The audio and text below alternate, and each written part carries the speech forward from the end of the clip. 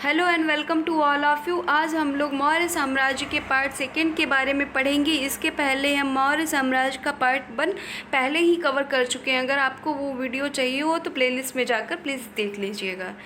चलिए स्टार्ट करते हैं। आज हम अशोक के बारे में पढ़ेंगे। अशोक कब गद्दी पे बैठे थे, इनकी माता कौन थी और इनका नाम किसमें अशोक का अशोक ही मिलता है, तो इसके बारे में अध्ययन हम करेंगे। ये कई बार क्वेश्चन में आ जाता है। चलिए स्टार्ट करते हैं। बिंदुसार का उत्तराधिकारी। पहली बात तो ये पूछा जाता है, ये अशोक महान किसके उत्तराधिकारी थे, तो बिंदुसार के उत्तराधिकारी थे अशोक महान। और बिंदुसार किसके उत्तराधिकारी थे, तो बिंदुसार चंद्रगुप्त मौर्य जी के ये उत्तराधिकारी थे। 269 ईसा पूर्व में ये राजगद्दी पे बैठे थे। कहाँ की राजगद्दी थी, तो मगध की। कहाँ की थी, मगध की राजगद्दी पे कब बैठे थे, ये 269 ईसा पूर्व में। अशोक की माता का नाम क्या था, सुभद्रांगी। इनकी माता कौन थी, सुभद्रांगी इनकी माता थी। किसके अनुसार ये पता चला, दिव्यावदान के अनुसार ये पता चला है कि इनकी माता सुभद्रांगी थी। राजगद्दी पर बैठने के समय अशोक कहाँ के राज्यपाल, वेरी इंपॉर्टेंट है, आप लोग मार्क करिएगा इसको, कहाँ के राज्यपाल थे, तो अवंती के राज्यपाल थे। और गद्दी कहाँ की थी, तो गद्दी मगध की थी। मगध की जब ये गद्दी पर बैठे तो ये कहाँ के राज्यपाल थे, अवंती। अवंती का ये उज्जैन का पुराना नाम अवंती है। नेक्स्ट आगे बढ़ेंगे। मास्की गुजर्रा नेतूर उडेगोलम के लेखों में अशोक का नाम अशोक ही मिलता है। वेरी वेरी इंपॉर्टेंट, इसको भी मार्क करिए आप लोग, क्योंकि ये कई बार एग्जाम में पूछा जा चुका है कि ऐसे अशोक के कौन से अभिलेख हैं जिसमें अशोक का नाम अशोक ही मिलता है। कहीं तो अशोक महान मिलता है, कहीं कुछ मिलता है, कहीं कुछ मिलता है, लेकिन अशोक का नाम सिर्फ अशोक किस में मिलता है, मास्की में, गुजर्रा में, नेतूर में, उडेगोलम में। इतने मार्क करिए, 4 स्थान है। अगर आपको ये विकल्पों में ना दिखे, एक ना इसमें से हो, तो समझ लेना कि ये नहीं है, उसमें नहीं मिलेगा। नेक्स्ट लाइन आगे बढ़ेंगे। कर्नाटक के गुलबर्गा जिले के कनगनहिल्ली, कनगनहिल्ली, कहीं कनगनहिल्ली लिखा होता है, कहीं कनगनहल्ली लिखा होता है। इसमें क्या लिखा है, इसमें कनगनहल्ली लिखा है। फिलहाल ये उतना इम्पोर्टेंट नहीं है, लेकिन आप लोगों को बता दे रही हूँ। कर्नाटक के गुलबर्गा जिला, पहली बात तो ये पूछा जाएगा गुलबर्गा जिला कहाँ है, वेरी वेरी इंपॉर्टेंट, कई बार आ चुका है एग्ज़ाम में। तो कहाँ है ये, कर्नाटक में है। यहाँ से क्या प्राप्त हुआ है, यहाँ से अशोक के जो पत्थर के रूप चित्र है वो मिला है। इसमें क्या पत्थर के रूप चित्र में लिखा है, राण्यो अशोक, यानी राजा अशोक। ऐसा कौन सा अभिलेख है जिसमें अशोक ने स्वयं को मगध का राजा बताया, तो ऐसा भ्राभु नामक अभिलेख है जिसमें अशोक ने स्वयं को मगध का राजा बताया है। पुराणों में अशोक को अशोक वर्धन के नाम से जाना गया है। पुराणों में अशोक ने अपने अभिषेक के 8 वर्ष बाद ही, वेरी वेरी इंपॉर्टेंट, अपने अभिषेक के कितने वर्ष बाद, 8 वर्ष बाद, कहाँ आक्रमण किया, 261 ईसा पूर्व में कलिंग पर आक्रमण कर दिया, 8 वर्ष बाद अपने राज्याभिषेक के। और कलिंग की जो राजधानी थी तोसली, क्या राजधानी थी, तोसली, उस पर अपना अधिकार कर लिया। ये किस शिलालेख में मिलता है, वेरी इंपॉर्टेंट, पूछा जाता है ऐसे कि 261 ईसा पूर्व में कलिंग पर जब आक्रमण किया और राजधानी तोसली को अपने कब्जे में ले लिया, ये किस शिलालेख से लिया गया, तो ये 13वें शिलालेख से लिया गया। इसका उल्लेख कहाँ से मिलता है, 13वें शिलालेख में मिलता है।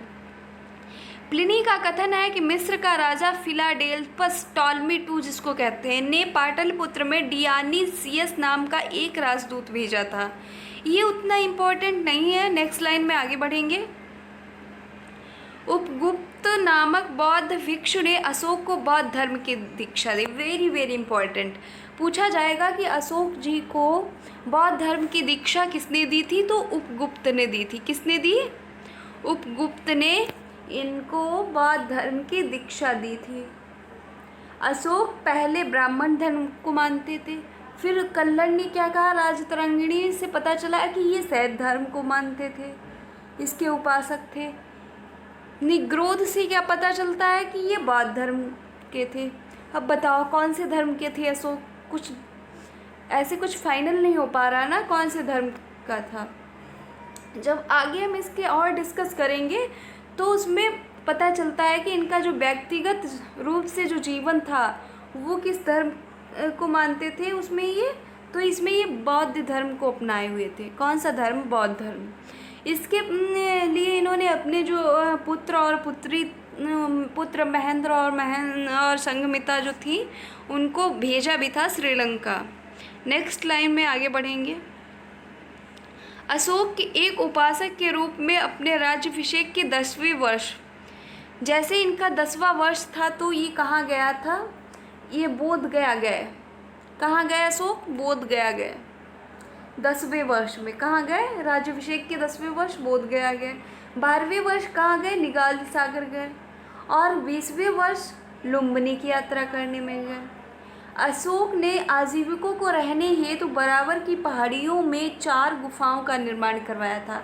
इम्पॉर्टेंट है कि अशोक ने आजीविकों को रहने के लिए कितने पहाड़ियों का निर्माण गुफाओं का निर्माण करवाया था? तो 4 गुफाओं का निर्माण करवाया था, जिसमें बराबर की पहाड़ियाँ भी थी, जिनका नाम क्या है? पहले का नाम कर्ज, चौपार, सुदामा और विश्व झोपड़ी। कौन कौन से नाम है? कर्ज, चोपा, सुदामा और विश्व झोपड़ी। अशोक के पौत्र दशरथ ने आजीविकों को नागार्जुन जो थी उसको गुफा प्रदान की। कौन सी गुफा थी आजीविकों के लिए? नागार्जुन गुफा प्रदान कर दी थी इन लोगों के लिए। तथा महापात्रों को आजीविकों के हितों का ध्यान रखने के लिए कहा था। इनके महापात्र थे, उनका क्या कहा उनसे? इनसे कहा कि इनका सभी लोगों को खूब ध्यान रखना और सभी लोगों को खिलाना पिलाना। नेक्स्ट आगे बढ़ेंगे। अशोक ने बौद्ध धर्म के प्रचार के लिए अपने पुत्र महेंद्र, जैसे कि मैंने पहले ही आपसे डिस्कस किया था कि इन्होंने अपने पुत्र का नाम इनके क्या था? महेंद्र, और पुत्री का नाम संघमित्रा। इन्हें कहाँ भेजा था? तो किसके प्रचार के लिए? इन्हें भेजा था श्रीलंका। किस प्रचार के लिए? बौद्ध धर्म का प्रचार करने के लिए। अब आप लोग खुद समझ गए होंगे कि इनका कौन सा धर्म था? बौद्ध धर्म के थे। और कहाँ भेजा था इन्होंने? श्रीलंका भेजा था अपने पुत्र और पुत्री को। पुत्र महेंद्र और पुत्री थी संघमित्रा। बौद्ध परंपरा और उनकी लिपियों के अनुसार अशोक ने कितने स्तूपों का निर्माण किया? वेरी वेरी इंपॉर्टेंट, 84,000 स्तूपों का निर्माण किया। कितने स्तूपों का? 84,000 स्तूपों का। भारत में शिलालेख का प्रचलन सर्वप्रथम अशोक ने ही किया था। इनके समयावधि में ही ये शिलालेख का प्रचलन हुआ, अशोक ने ही किया था। और अशोक के शिलालेखों में ये लिपियाँ पूछी जाती हैं, कौन कौन सी आती हैं?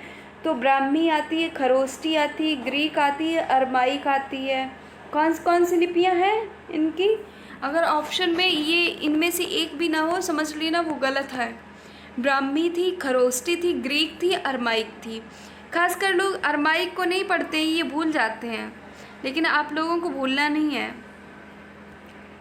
नेक्स्ट आगे बढ़ेंगे। ग्रीक एवं अरमाइक लिपि का अभिलेख कहाँ से मिला है? अफ़गानिस्तान से। ग्रीक और अरमाइक कहाँ से लिपि ली गई है? ये तो अफ़गानिस्तान से। खरोष्टी लिपि का अभिलेख शाहबाज़गढ़ी से। कहाँ? शाहबाज़गढ़ी से। और मनसेहरा कहाँ से लिया गया? पाकिस्तान से। शेष भारत से ली गई है। जो ब्राह्मी लिपि है वो कहाँ से ली गई? भारत से। ब्राह्मी लिपि भारत की हो गई, ग्रीक अरमाइक हो गई अफ़गानिस्तान की, खरोष्टी लिपि हो गई शाहबाज़गढ़ी की, और मनसेरा हो गई पाकिस्तान की। नेक्स्ट अब चलिए